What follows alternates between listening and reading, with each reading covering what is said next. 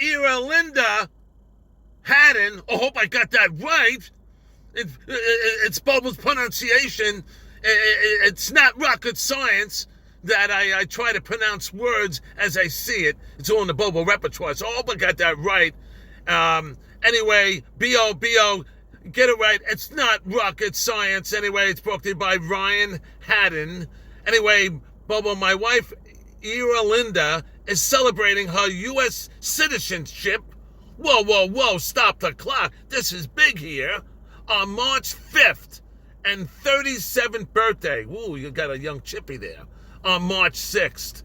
Nice. She loves your Boboisms. Oh, man, you rock it, Linda. You rock. Thank you so much for being a Bobo fan. Anyway, you are the best.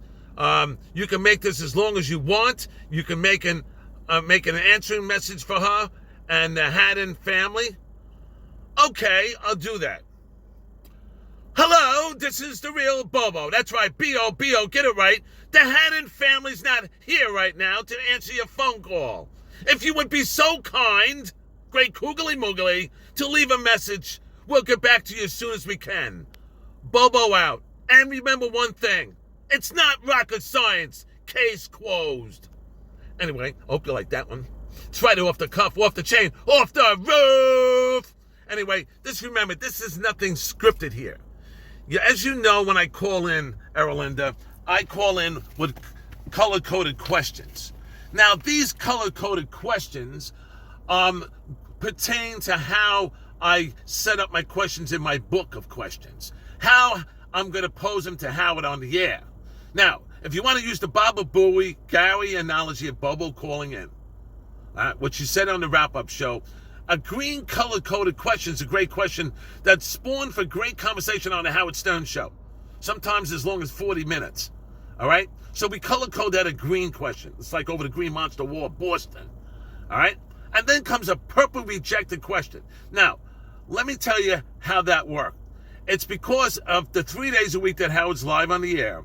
He didn't get to that question. For whatever, maybe he was busy, he saw it, didn't want to go to it. The phone screeners didn't say anything. So I kept going with it the next day and the next day. And sometimes it went into week number 2. So it was a rejected question. For some reason, he didn't want to go to it. Maybe sometimes it's brought up in Robin's News, if it's social media, and they want to save it for that. So it's all good. Next comes a yellow on-the-fence question.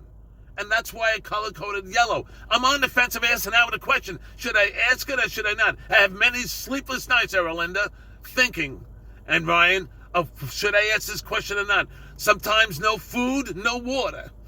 All right, I'm pondering in the Bobo repertoire in my brain here whether I should answer this question or should I bring it up on the air. A lot of tossing and turning.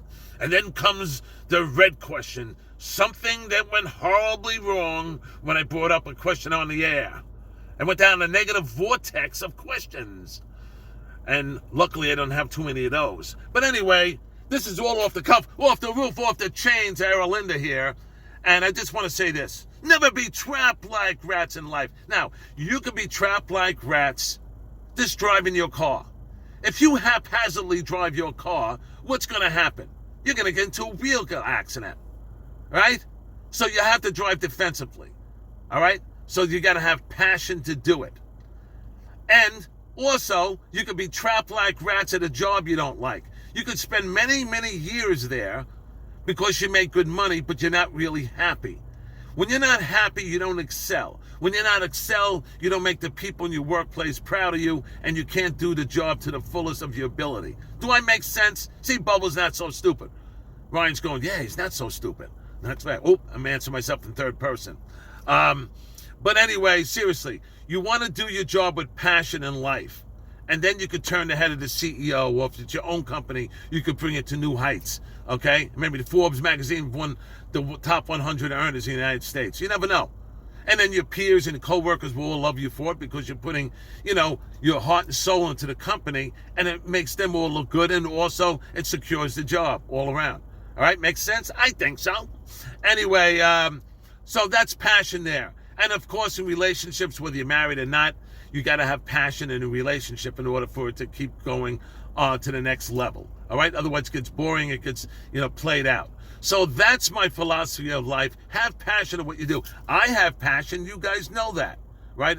Erlinda and Ryan, you guys know that as long as I've been a super fan, all right, and I've been, listening to Howard over 30 years, been an active caller and being on the show for over 28 years. And that takes passion to do that. And I say to a lot of fans and super fans, but don't call in.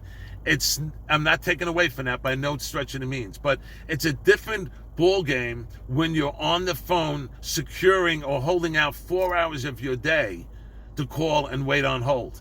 It's not easy. And if he picks up your call, yeah, that's great, But if not, you're holding and holding and holding because, he picks up when he wants. It could be during the news. It could be first thing right off. Like the other day, I was on vacation. I was the first phone call up. So you don't know how it goes. It's a crapshoot. But it's just something that you have to have passion for. And I love the man, love the show, and that's what drives me.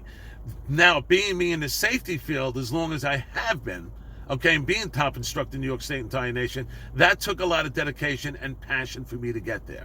And that's what I'm talking about in life. Have passion, and you do the best you can. All right? But I want you to enjoy and celebrate your U.S. citizenship. It is a big, big deal on March 5th. And your 37th birthday.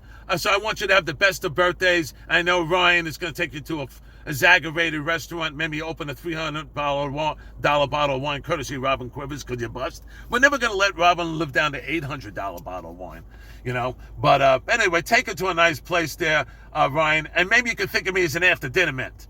And you guys can watch this video after dinner and all throw up. No, I'm kidding. But I want to thank you so much. And trying to Semmelweis you motherfuckers. Trying to Semmelweis you rascally rabbits. What I'm trying to say.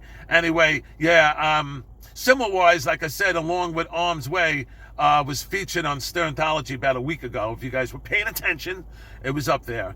And the great Shuey Igor was in Studio 60, and telling how many words I was mispronouncing, and you guessed it, top of the food chain was Semmelweis. So I hope you enjoyed that segment. But you can always go back into the Sirius Pandora app. How great is that app, by the way?